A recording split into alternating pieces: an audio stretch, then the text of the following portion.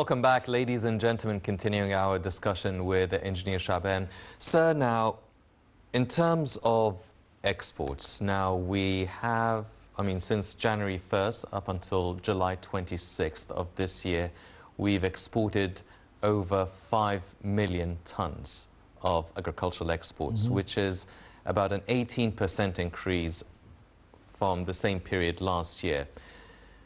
Mainly sweet potatoes, citrus, onions, potatoes, strawberries. So we have an 18% increase. How would you explain, or what are the main reasons for such an increase, and can we export even more for the second half at least of this year?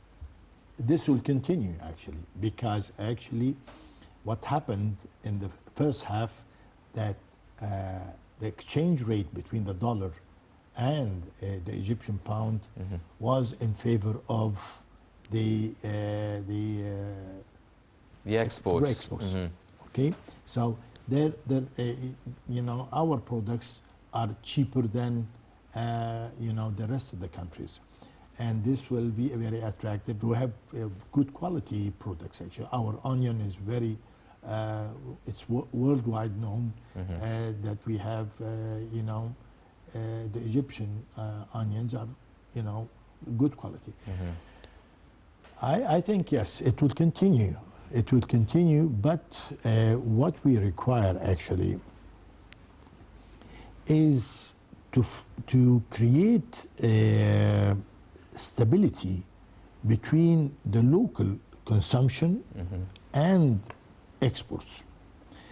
The farmer is being affected because of the high cost of the crops that he produces, and the small margin of profit that he makes. I think we're going to have to start from square one, the farmer, because in order to create this stability, your policy is saying that you're going to have, or you want to export 20% of a certain product or a certain crop, like onions or sweet potato, whatever. Okay, the remaining quantity, if it is too big, the price will drop, because it's supply and demand issue. So what you require is an industry to absorb the extra potatoes, the onions, dry onions. You turn the onions to powder, to dry onions, garlic, and so forth. You're going to have a machine that absorbs all the extra crops to maintain a fair price for the farmer, and whatever the exports will do. This is their game actually, because it's already known that our prices are very attractive to the Europeans and to the Arab countries. So you're going to have this triangle: farmer, industry, and export. All of these three elements will have to be studied very well, and have a good relationship between them. We cannot afford to let go with our land, the Delta, for instance. We're going to have to look into Delta as a main supplier for the food of the people who live in Delta. On top of that, you have an industry in a place called Mahalla. And you're not growing enough cotton anymore to feed this, hopefully, this big machine in Mahalla. So you're going to have an analysis. What are you going to do? Are you going to renovate Mahalla and export cotton from other countries? Or are you going to go back to the original map? And why did Talat Harb put the plants in Mahalla, because the raw material was next to it. The cotton was next to it. So you're going to have to study well what are you doing and why you're doing it, and the relationship between exports, local demand, and industry. All of these things should work together, actually, to the benefit of the country. Yes. You can always export a powdered onion, a powdered garlic. I mean, the European markets will not really oppose to this. In order for you, if you do not have really very rich soil, you can always grow like the plants, the medical plantations, and jasmine and so forth, and create industries next to it. In west of Minya, an excellent area to grow, sugar products. Over there is a new industry coming up. So we're going to have to, just really examine our map and see what do we need, who needs it, and connect our products to the outside markets and the local market. Engineer Shaaban, because we're running out of time, but I need to ask you this question now. The Minister and all agricultural experts are talking about the irrigation techniques and the progress and the development of the agricultural process and the techniques and the machinery.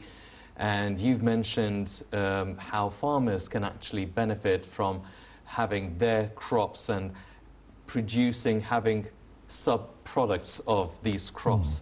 Now, you were the vice chairman of the Farmers Syndicate. How well informed and encouraged are the farmers to try and apply and implement these new techniques, the know-how, the expertise, and study and develop their own skills? Because it is an industry that is being handed over generation by generation. So are they well informed? Are they well aware? Are they being encouraged to use different kinds of seeds, different kinds of fertilizers of soil, different irrigation systems? How can we cope up and really cope with the development, this really pacey development of such a sector? I think we require more attention to all of these items that you've just mentioned, Hani. Because, we've inherited from generations and generations the traditional irrigation systems. And if the government now is moving toward, aligning the channels with concrete and so forth, I think very little remark. I think while, lining these channels, I think we should have connections under the ground to the fields, actually. So you could actually irrigate automatically with these connections. You're paving, you're lining the channels, and I don't think the government will appreciate very much breaking the concrete to have a pipe connected to the channels. And I think while paving, I think all the farmers should apply in due time for connections, and I hope that this will happen in the future. Yes. I think also the taxes over the irrigation equipment and drippers and sprinklers should actually be reduced or removed completely.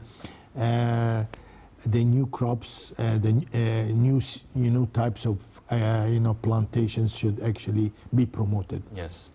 Ladies and gentlemen, as Engineer Shaaban has mentioned, a lot of potential, a lot of opportunities stem out of these national mega projects for such a very important sector that contributes more than 15% to Egypt's GDP. A lot of attention is being paid, but still a lot more needs to be done.